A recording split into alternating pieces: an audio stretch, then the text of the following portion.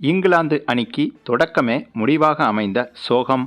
ருத்ரதாண்டவம் ஆடிய இந்திய அணியின் இளம்படை.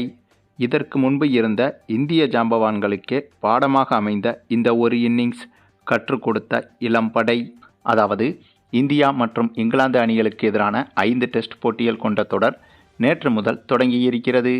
இந்த தொடரின் முதல் போட்டி நேற்றைய தினம் நடைபெற்றது. இந்த போட்டி தொடங்கி டாஸ் ஜெயித்த இங்கிலாந்து கேப்டன் பந்து வீச்சை தேர்வு செய்திருந்தார். இந்த தேர்வுதான் இவர் செய்த மிகப்பெரிய தவறு என்று டாஸின் போதே இங்கிலாந்து அணியின் முன்னாள் வீரர் மைக்கேல் வாகன் கமெண்டரியில் கூறி வந்தார். இவர் கூறியது போலவே முதல் இன்னிங்ஸை தொடங்கிய இந்திய அணி ஆரம்பம் முதலே அதிரடியை கையில் எடுத்தது. அதுவும் இந்த போட்டி நடைபெறுவதோ இங்கிலாந்து நாட்டில் வைத்து. ஆக இங்கிலாந்து மைதானங்கள் முழுக்க முழுக்க பந்துவீச்சுக்கு சாதகமாகத்தான் இருக்கும்.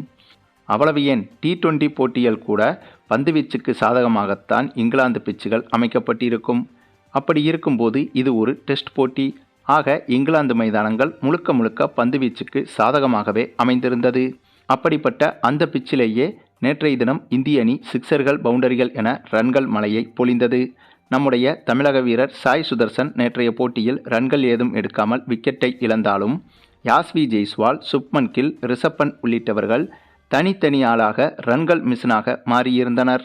இதனால் யாஸ்வி ஜெய்ஸ்வால் சதமடிக்க, அதனைத் தொடர்ந்து சுப்மன் கில்லும் சதமடிக்க, அதனைத் தொடர்ந்து ரிஷப் பண்டும் சதத்தை நோக்கி வந்து கொண்டிருக்கிறார். நேற்றைய நாள் முடிவின் போது இந்திய அணி வெறும் 3 விக்கெட்டுகளை மட்டுமே இழந்து 359 ரன்கள் குவித்திருந்தது. இதில் ரிஷப் பண்ட் 65 ரன்களுடன் களத்தில் நிற்கிறார்.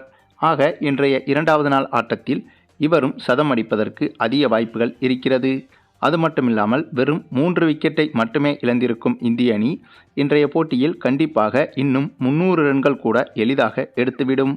ஆக கண்டிப்பாக முதல் இன்னிங்ஸில் மட்டும் இந்திய அணி 620 ரன்களுக்கு மேல் எடுத்த பிறகுதான் டிக்ளேர் செய்வதற்கும் வாய்ப்புகள் இருக்கிறது. ஏனென்றால் இந்த பிச்சை பொறுத்தவரையில் 620 ரன்கள் என்பது அதிர்ஷ்டமான இலக்காக கருதப்படுகிறது. மேலும் இந்த தொடர் தொடங்குவதற்கு முன்பு ரோஹித் சர்மா, விராட் கோலி போன்ற சீனியர் வீரர்கள் இல்லாமல் இப்படி இளம் படை கொண்ட இந்திய அணியை இங்கிலாந்து போன்ற ஜாம்பவான் அணியோடு மோத வைப்பது என்பது இந்திய அணிக்கு பெரும் சிக்கலாக மாறலாம் என்று பல விமர்சகர்கள் கூறி வந்தனர். அப்படிப்பட்ட விமர்சனங்களுக்கு ஒரே போட்டியில், அதுவும் முதல் போட்டியில், அதுவும் முதல் இன்னிங்ஸிலேயே, அதுவும் முதல் நாளிலேயே அத்தகைய விமர்சனங்களுக்கு சரியான பதிலடி கொடுத்திருக்கிறது இந்திய அணி. சரி, நீங்கள் சொல்லுங்கள், இந்திய அணியின் இந்த முதல் நாள் ஆட்டத்தை பற்றியும், அதனைத் தொடர்ந்து இந்த போட்டியில் இந்திய அணியின் வெற்றி வாய்ப்பு எப்படி இருக்கிறது என்பதை பற்றியும் உங்களுடைய கருத்துக்களையும் கமெண்டில் தெரிவிங்க. மேலும் இந்த வீடியோ பிடிச்சிருந்தா லைக் பண்ணுங்கள், மற்ற அனைவருக்கும் ஷேர் பண்ணுங்கள். மறக்காமல் நம்ம சேனலை சப்ஸ்கிரைப் பண்ணுங்கள்.